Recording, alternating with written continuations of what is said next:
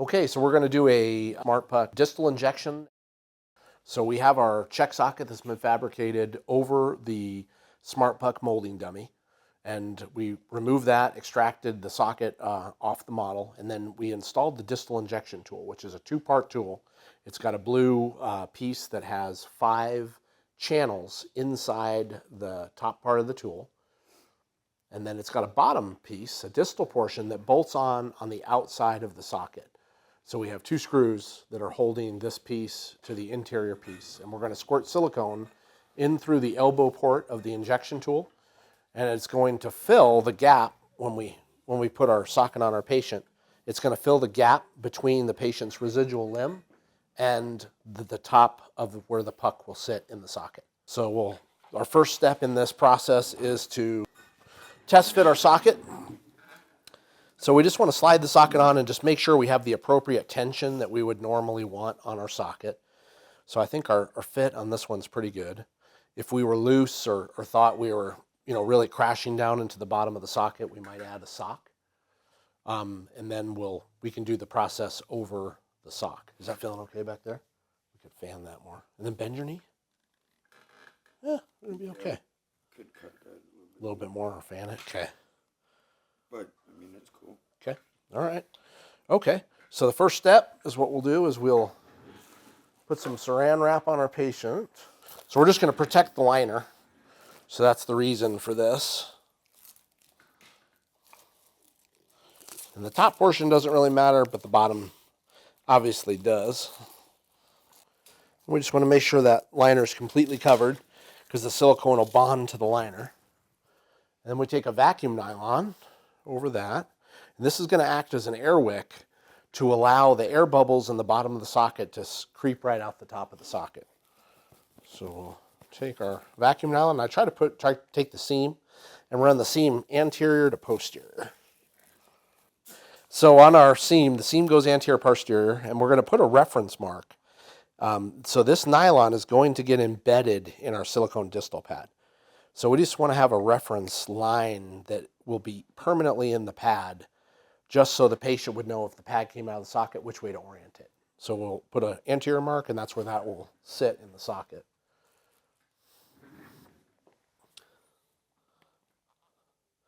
Okay, that looks good. So we do this process standing.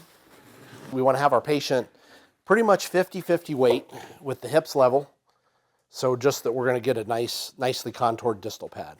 So, approximately 50% of the patient's weight on the prosthetic side. If we did our alignment that plate should be pretty much flat on the ground. If it's not, we can use thicker pads. But there are holes in the bottom of the tool that will allow silicone to come out. So I'll try to have you keep the square on it. So about like that, yeah. Okay. Cool. So if we're doing this with a clear socket, it's a piece of cake. If we're doing it in a solid or opaque socket, you got to feel the tension on the silicone to see if you're jacking the patient up and out, because you can hydraulically lift them right out. So this is just EcoFlex 5. It's a fast set silicone, 45-minute pot life if this is at the right temperature. If it's cold, it'll take longer. And it's a 5-minute demold. So we just break off the end, put the applicator tip on, and then you go ahead and stand up straight, John. Yeah, just like that, nice and natural. So we'll start squirting that in, and we're just going to fill, you'll see, we're just going to fill the gap between his limb and the puck. So that way we have nice total contact. And I could easily just lift him right up out of the socket, and then you just have your patient just try to kind of remain still, and we don't want to squirt it up too far, but that looks like a good pad. And this is kind of a good time to get an idea, like John's limb is narrow at the end. But if we had a wider limb, you could kind of see how we could slide that puck laterally, medial, or, to accommodate whatever the alignment is. Because we just backfill the gap is all we end up doing. So, you good? Mm-hmm. Okay. So we just got to hang out here. That's pretty cool how that's done. Yeah, but I think we're gonna, and then I can feel where his kneecap is. I don't have him up out of there, but it's quite possible to just move right on out. And if your patient, usually this would be ideally done in the parallel bars, but that would have been too easy. You can speed this process up if you had an extra set of hands. You could throw a heat gun to it, and that'll set that silicone off a lot faster. So you can test the silicone and you can kind of see how it's starting to set up a little bit. So we'll give it just a bit longer.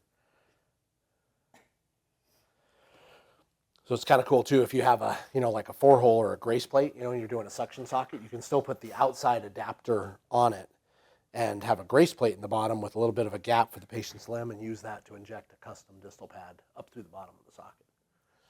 So it's a 5-hole pattern in the socket. So there's the Euro 4-hole and a center hole. So if you have a patient that can't stand, sometimes then, maybe the better choice is doing a flexible interliner. You could use a temporary thing, like we made this a little bit deeper down on the bottom, but you would do a flexible interliner, but it wouldn't be hollow in the bottom. It would be, a total contact inner socket. So, and then that would just step into the socket that has the puck. So, and then that's how you would have your total contact, is with the flexible inner.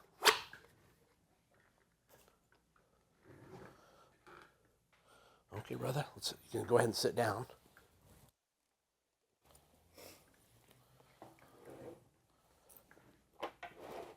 That's really kind of cool how you do that. Get this out of our way. All right, so I'm just going to give it just a second longer here.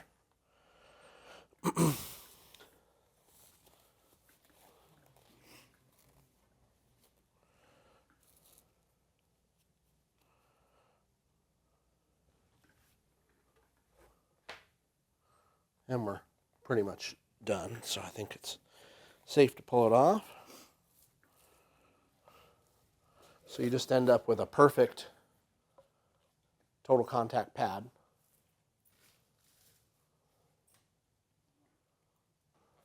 And then we're squishy on the bottom now.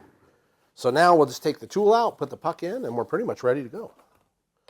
So the tool is 2 screws. I did tape it because on the fabrication of this one, the holes are got a little bit larger than they should have been.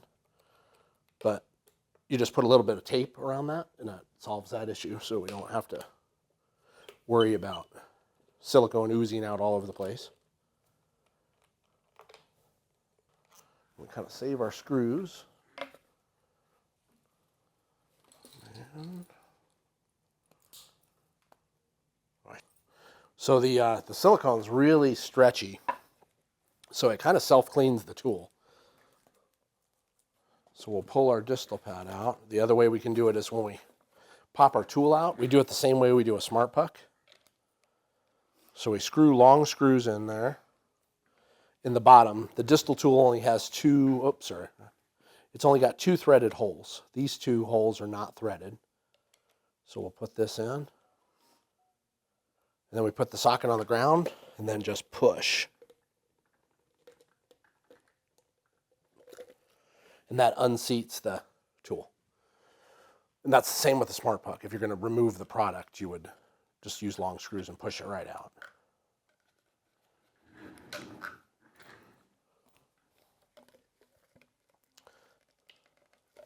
Cut off the ends of our silicone. Disassembling the pad from the tool, we just pull it out and it'll self-clean the tool. Now we're good to go with the tool again. Now we just have to give the distal pad a haircut. And you don't want to cut the pad where you have a thick edge. You just kind of want it to be as nice of a kind of feathered transition as you can. And it depends on the liner too. So thinner gel liners, you're going to feel more. If you have a thicker silicone, you wouldn't feel maybe the edge as much if you did have an edge. So we've cleaned up the pad, but we do need a center hole in the pad, and there's a little mark where that is. So we would typically just take a center punch and punch a 1/2-inch hole through that, but I can just try to use a razor knife or the scissors. Okay, so we just need a center hole punched in the distal pad, otherwise the puck is unable to draw vacuum. All right, so now we're ready to do our puck install. So we'll use the Molykote 111 compound that comes in the prosthetic kit with the SmartPuck. This lube won't dry out, and it'll always allow us, it's a vacuum sealant that'll allow us to seal the black seal on the puck, so it basically seals off any air leaks and never dries out. So it makes it easy to remove the puck after the fact. So we want to use just enough of this lubricant just to wet the seal.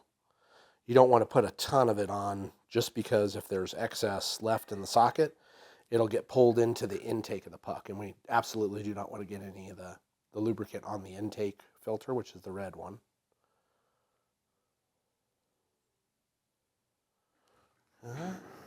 And the easiest way to do it is just to turn the puck upside down and slip it into the socket.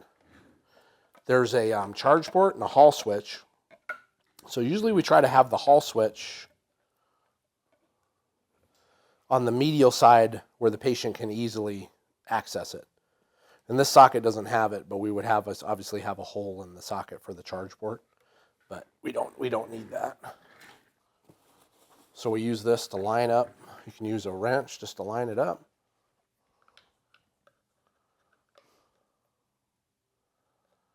And then we'll use a little bit longer screws. We'll use 30 mil screws.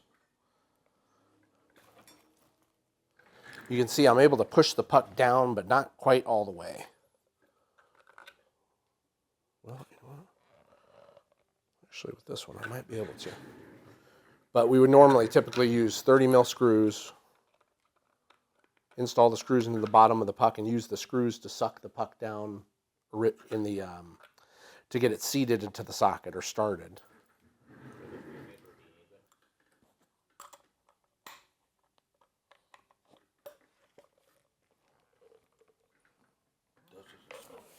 Yeah, just 20. So you do want a 20 mil screw if you have approximately a 1/4 inch socket thickness on the bottom. And that's just because the screws can only go into the puck so far. So if we use too long of a screw, it'll dead end, and then you won't be able to get the component tight enough, and you'll have micro movement that'll cause a break.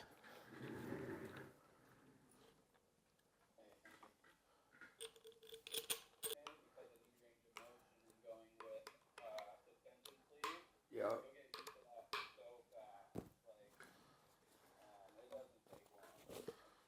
Well, that's good. So then we need to wipe out any excess lubricant. And it's sometimes a good idea to put a piece of tape over the intake. But I'm just going to stay right on the sides of the socket. So pretty much all our lube's cleaned out. So now we're ready to install our socket onto the prosthesis. Okay, so kind of got a base alignment. So now final steps, so we're bolted. Hopefully our height is close. So we've just got our puck installed. Next step is to install the microfilter disc. So that has a smooth side and a fuzzy side. The fuzzy side goes down on top of the puck, and that's really our main filter for the system. That catches all the sweat, minerals, all the junk that would normally get sucked right into the puck intake. So if we keep that pad clean, the system will run, for a long time, real well. So now we're going to put our distal pad in, and I just have a little mark on the front of the socket. So I'm just going to try to get this pad to lay in flat, and I'll align it with that line. Doesn't have to be exact, but I basically end up with just a nice soft squishy distal end.